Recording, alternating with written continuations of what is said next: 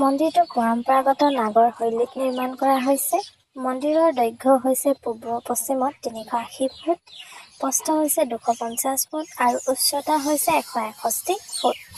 তিনিমহলীয়া মন্দিৰৰ প্ৰতিটো মহলাৰ উচ্চতা হৈছে 20 ফুট। মুঠ 392টা স্তম্ভ আৰু 44খন দুৱাৰ আছে। তলমহলাৰ গৰ্ভগৃহত আছে ভগৱান শ্ৰীৰামৰ শিশু ৰূপৰ মূৰ্তি, যাক আমি শ্ৰীৰাম লালা বুলি জানো। প্ৰথম মহলাৰ গৰ্ভগৃহ হৈছে শ্ৰীৰামৰ দৰবাৰ।